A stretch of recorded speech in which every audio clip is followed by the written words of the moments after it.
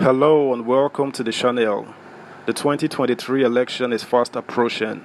Is it truly a three-horse race between the People's Democratic Party (PDP) presidential candidate Alhaji Atiku Abubakar, Bola Ahmed Tinubu of the ruling All Progressives Congress (APC), and Labour's Party Peter Obi? Subscribe, like, share, and comment.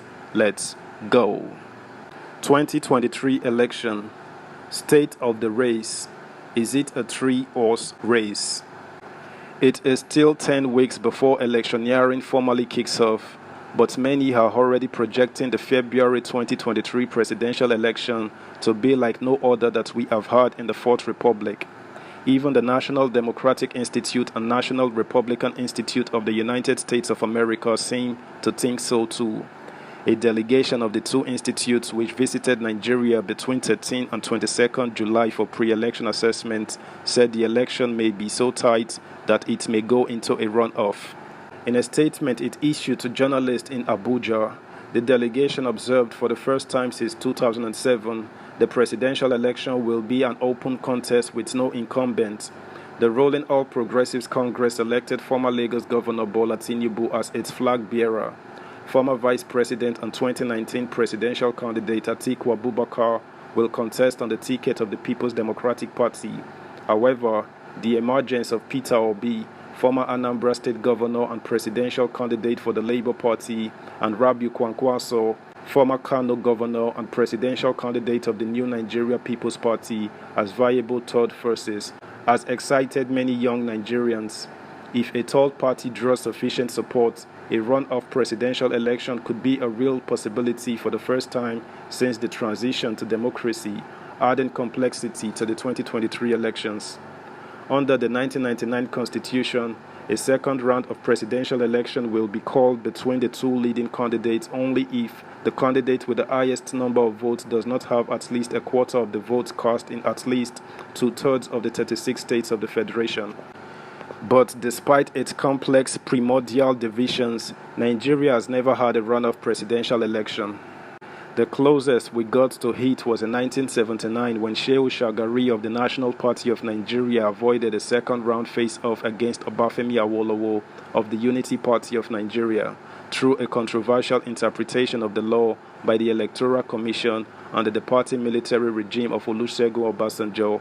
And since 1999, no president has been elected with less than 53% of the votes.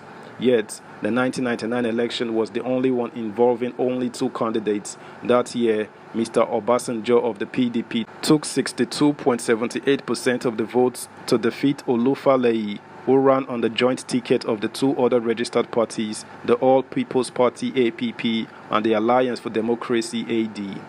From 2003, multiple candidates began to appear on the presidential ballot, beginning with 20 that year and climaxing at 73 in 2019. Next year, there will be 17 candidates, yet the contest have always been between two candidates. No other candidates, not even those who placed third in each of the elections, have managed to draw up to 8% of the votes. The best third-place candidates were Atiku, who ran on the ticket of the Action Congress (AC) in 2007 and got 7.47% of the votes, and Nuhu Ribadu, who ran on the same platform in 2011, but by then renamed Action Congress of Nigeria (ACN) and got 5.44% of the votes.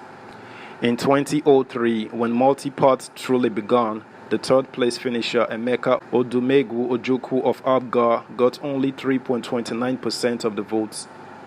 This shows that presidential elections in this dispensation have essentially been a two-horse race. The emergence of the APC in 2013 only tended to formalize the picture, for until then, it was always the PDP candidate against the others. Although there were 20 parties in the 2015 election, the APC and the PDP candidates shared 98.9% of the votes.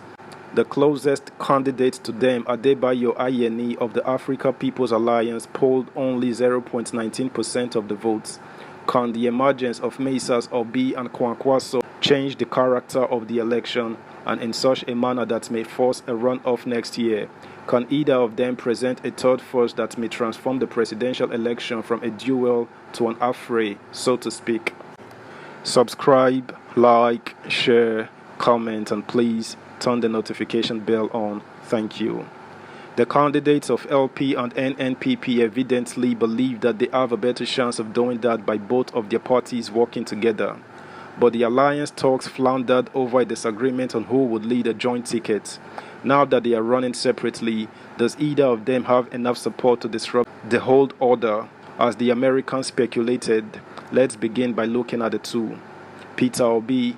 Mr. Obi has been a sensation since he left the PDP and picked the ticket of the LP. His entrance has excited young Nigerians and even older voters, especially in his home southeast zone. The enthusiasm around his candidature on social media, Twitter in particular, has been attributed as a factor in the surge in voter registration in many parts of the country.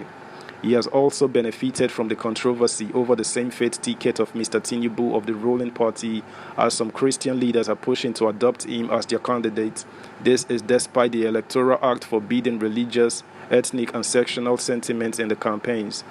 Unlike Mr. Kwakwanso, whose party has created a sensation of its own in some states, especially in the north, through mass inflows of notable politicians and defectors from other parties, LP for now seems not to extend beyond the personality of its presidential candidates. Atiku, in an interview with Arise Television, emphasized this when he stressed that social media presence and acceptability cannot win Mr. Obi the election. Peter Obi is not a threat. I really don't expect the Labour Party to take as many votes from the PDP as people are suggesting. We could have seen it in the last election in Osun State. What was the performance of the Labour Party?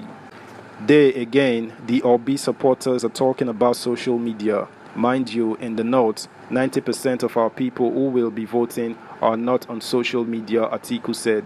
To become a viable third force, Mr. Obi needs experienced people across the country to build a structure for his party ahead of the election. He also needs funds to do that. His supporters have branded his campaign as a movement of the people, but it is not clear how they intend to turn that movement into votes on election day. Kwakwanso. The NNPP made massive gains of new members after Mr. Kwakwanso joined it from the PDP. This was most evident in his home, Kano State, where the former governor already boasted a cult-like following. In the state, many well-known politicians, including his erstwhile political foe who succeeded and handed over to him as governor, Ibrahim Shekaru, have joined the party, but left. Many of them moved in with Mr. Kwakwanso as a fallout of crisis in the APC and PDP over party primaries. Now the NNPP has a few lawmakers at the federal and state levels. That's the news, guys. Bye.